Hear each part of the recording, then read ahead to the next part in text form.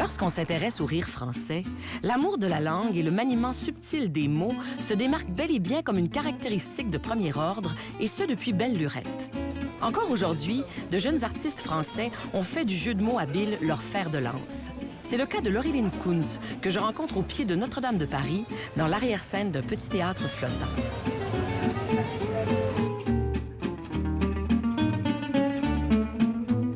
Moi, je joue avec les mots tout le temps. J'inverse les mots constamment. Je joue avec des à peu près. C'est-à-dire que je prends un mot et je le transforme légèrement. Du coup, il a un autre sens. Il a un son et un autre sens qui est proche du mot original et qui peut être drôle pour le son ou pour la double signification qu'il amène. Les Français, ils aiment bien faire « Oh, un jeu de mots, oh c'est fin !»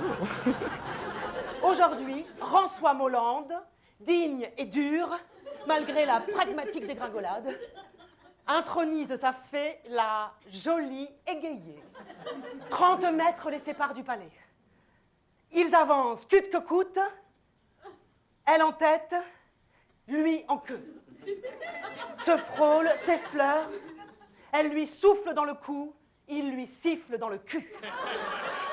Ma grand-mère, qui était alsacienne, je ne sais pas si au Canada on voit ce que c'est l'Alsace, mais c'est la région qui était française, puis allemande, puis française, puis allemande, puis française, puis allemande, enfin voilà, qui a vécu toutes ces guerres. Et pendant la guerre, justement, ma grand-mère, on l'appelait la mitraillette, tellement elle parlait vite. Donc il y a aussi ce débit-là, cette chose-là, un peu comme ça, de performance du langage, et qui va avec les changements de mots, et qui est ma spécialité. Quel nom charmant pourrait-on enfin trouver pour nommer le sexe féminin? La sangsue, l'amidale, la mouilleuse, l'amigale, la madone, la minouche, la schmilblick, la perfide, la profonde, la caustique, la palace, la garage, la grenier, la frisée, la cochonne, la batafia.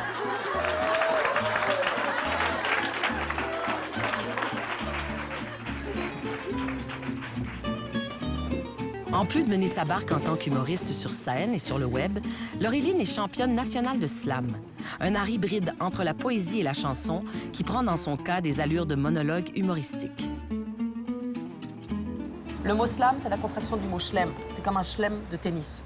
Donc c'est un tournoi, le slam, où les gens s'affrontent avec des textes qu'ils ont, la plupart du temps, écrits au préalable. Okay. Chaque texte doit durer 3 minutes. S'ils dépassent de ces 3 minutes, ils perdent des points. Ça, c'est le slam. Le mot slam aussi en anglais, ça veut dire la claque. Donc slam, slam, slam. En français, c'est clap, clap, clap. Spéciale dédicace à Valérie Blaise. Dans l'humour français, il y a des mots bizarres, des petits loupards, de l'humour noir, de l'émotion, du sexe, de la folie, des belles histoires, du neuf et du retravaillé, du classique et du revisité, des personnages hauts en couleur et des jeux de mots bien sentis. Et dans l'humour français, il y a toujours des Belges et leurs frites, des vieux et leurs grosses têtes, des jeunes et leurs patates, Foresti and Friends, Jamel & Co, Gad et Monaco, des blagues de blondes, de Toto ou de Tata Yo-Yo, des bonobos, des producteurs, Laurent Ruquier, Michel Drucker, des doux rêveurs, des gros gaffeurs, un mythomane, un dépressif, les affres du temps qui glissent, une crise qui est lasse, le rire à tutinte, il y a un remuage de crack, aucune tactique ou mécanique, le ghetto et le fric, la fange et le chic, du trac, du talent, de l'écriture et surtout le grand souk de la vie. Alors, oh oui! Alors arrête de te plaindre. Et viens donc en France rigoler. Comment ça t'est venu l'idée de faire du slam humoristique? Ma mère m'a offert un livre quand j'avais 6 ans et elle a mis « Pour que les jeux de mots et les mots que tu aimes tant toujours t'accompagnent ». C'était un livre de Prévert. Tu vois, il y avait ça, donc il y a ça, j'ai lu... Et on écoutait beaucoup de Vos à la maison. Après, là, j'ai découvert des proches, j'ai découvert tous ces trucs-là.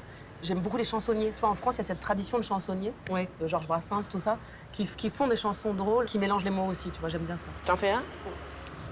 Tu sais, au Canada, il y a des Amérindiens. Que des Amérindiens. J'ai un poème d'Amérindien pour toi. La ballade de Chalklin Likuk. De Pernambouc au Potomac, l'antique Inca lègue au métèque sa brocante et son bric-à-brac en vrac avec ses pastèques. Mainte statue en tech d'Aztèque, main masque de cacique en stuc sculpté en stock pour glyptothèque au temps du grand Chalklin Likuk. Prince, les anthropopithèques n'ont rien bâti qui fut caduc, on conservait les hypothèques au temps du grand Chalklin Likuk. Bravo! Elle est slameuse, quoi! Non, c'est juste ça que je sais faire. Bapaou, balou, bapaou, bapaou.